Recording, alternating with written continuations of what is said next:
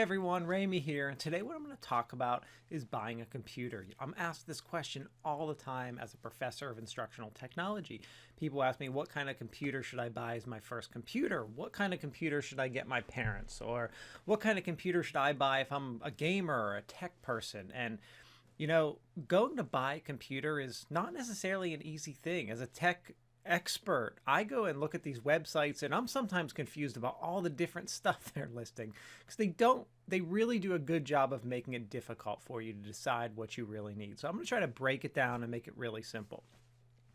So the first thing that I ask someone is what are they planning to do? What are their preferences? What are they planning to do? What I mean is, are you just browsing the internet, reading news, sending some emails? Are you using word processing? Are you doing any kind of like development? Like, do you edit images from time to time that maybe you take as a hobby? You like to take nice pictures. Are you editing images? Are you editing any video? Are you playing games? This is starting to get into more advanced. Like I start simple, like are you just browsing the internet, checking email, reading news? Or are you getting advanced, like you playing games and using virtual reality? Like how sophisticated of a machine do you need? So that's usually my first question. Then I start to try to figure out, well, what kind of operating system do they need? And I mean by that is, what kind of computer do you want? Like there's two basic kinds of computers that people buy. They either buy a Macintosh owned by Apple, which is called a Mac, or they buy a PC. And a PC, it has Microsoft Windows on it, and they're made by a number of different companies. Like if you go in Best Buy, they have Macs and they have PCs. The PCs are made by 20 different companies. So is there an operating system you've been using your whole life or you're used to, or one that you're using more? If you don't have any kind of preference there, I'm going to probably try to direct someone towards a Macintosh because I think in my personal experience, they're more user-friendly for someone who doesn't have a lot of experience. The issue with Macs is that they're more expensive. So the next question I usually ask someone is, what is their budget? And then I try to figure out, well, maybe all they need is a tablet like this. This is an iPad. So I try to figure out what someone's really using it for. So if you're just checking email and that's all you do, maybe reading news, a tablet like this might be all that you actually need. You don't really need a computer. But, you might want a keyboard and you might like to have a computer. So let's talk about some of the differences. So a lot of times people don't, especially if you're just new and you're not doing a lot, you don't really have a budget. You want to just spend as little as possible and get the most for your money. Okay, I understand that.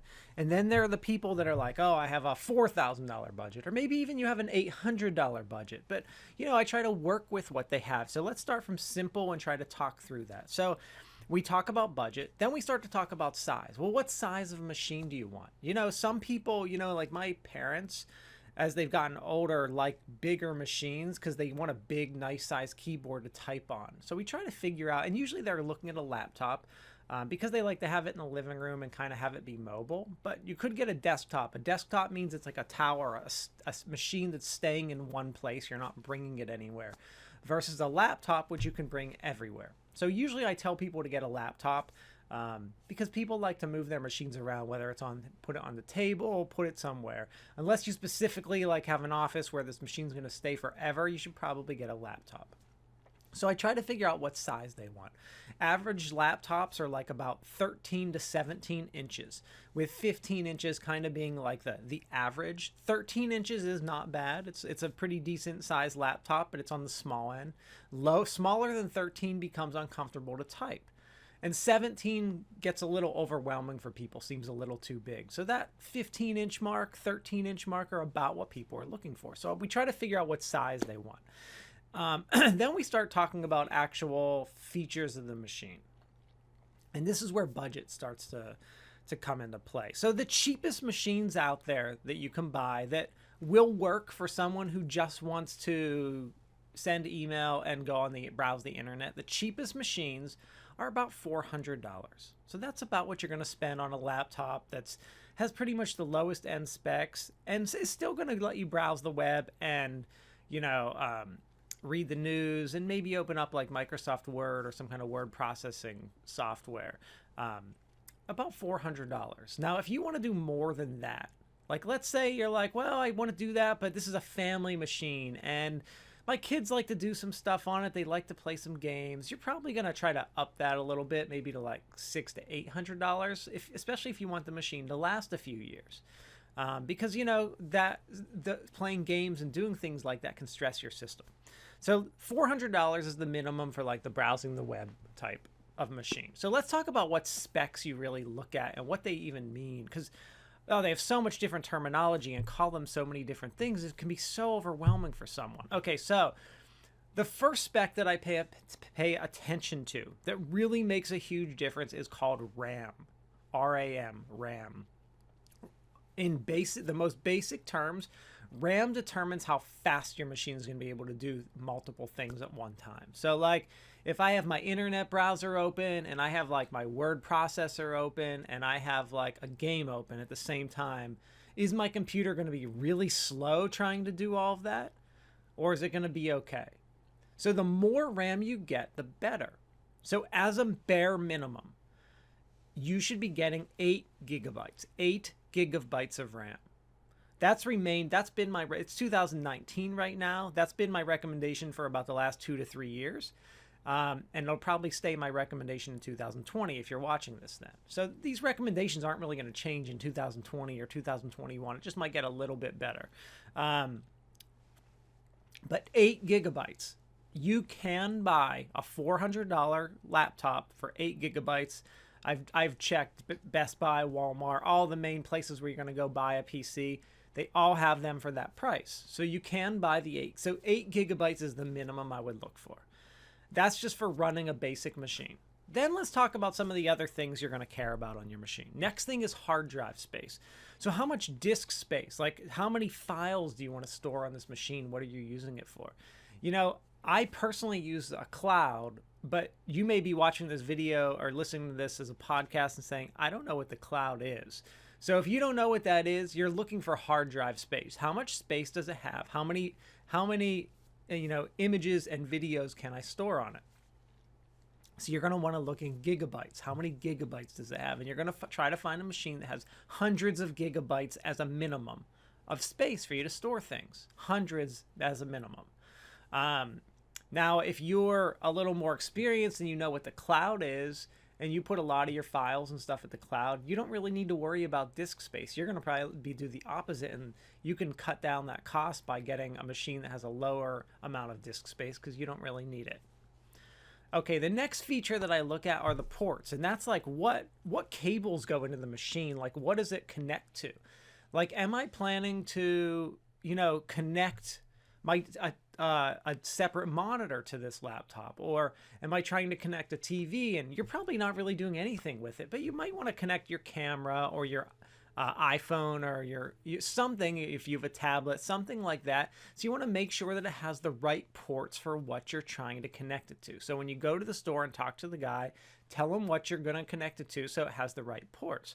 And along with that, does it have a DVD drive or a CD drive? A lot of machines now don't have that. I personally don't want it, but like my parents, their machine has to have it.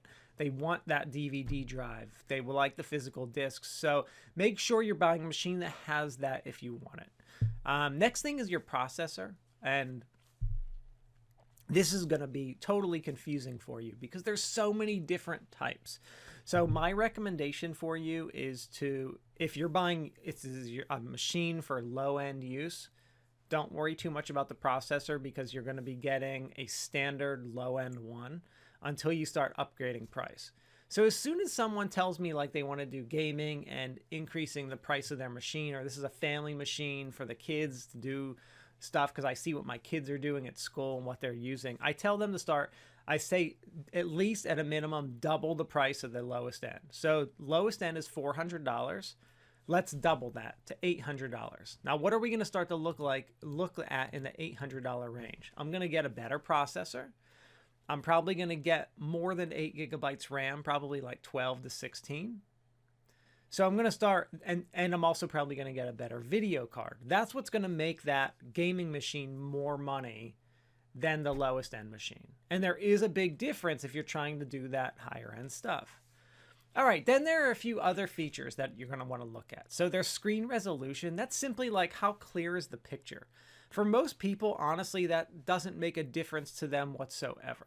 So that's not a selling point for you. You're not going to notice the difference. It doesn't matter. If you're in the store and they're trying to sell you on the screen resolution, don't buy it, because they're showing you, they have your machine and different machines set to like sell you on that specifically. When you get home and you try to compare the same thing again, you're not going to see the difference that you saw in the store. So, you know, screen resolution is nice if you're planning on watching videos and you're really into high-end quality videos and video content. Screen resolution is going to matter a lot. Or if you're like editing images, screen resolution is going to matter a lot. If you're just on the internet, you're reading the news, that kind of stuff, email, screen resolution is not going to matter whatsoever to you. Some things that could matter to you, though, are, is it a touch screen? You might want a monitor that's a touch screen, or one that like swivels around. So if those are features that interest you, you know, make sure you pay attention to a machine that does that.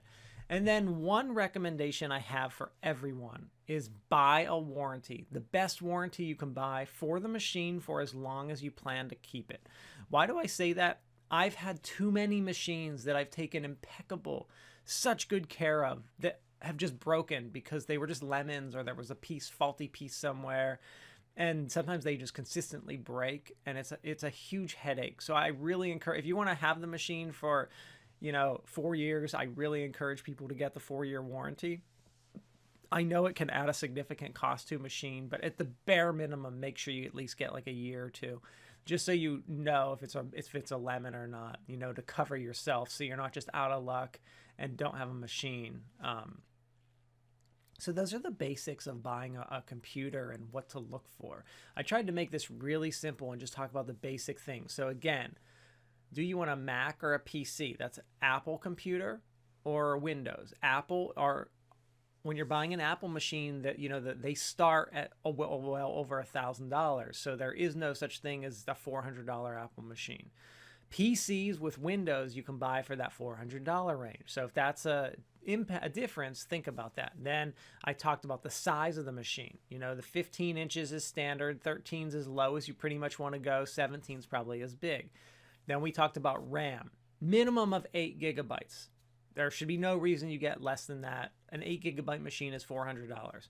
How much hard drive space do you want? What do you want to connect to your computer? Like, what kind of ports do you need? Do you need a USB port or whatever you're going to use to connect your camera? Make sure it has that. Do you want a DVD drive? What is the screen resolution? What are you doing with it that you would need a higher resolution? Do you want a touch screen? Make sure you buy a warranty. And if you're trying to buy a family machine, or you're trying to buy a machine for gaming, the minimum you should be spending is more than $800, where you upgrade your RAM, you upgrade your video card, and you upgrade your processor. Thank you very much.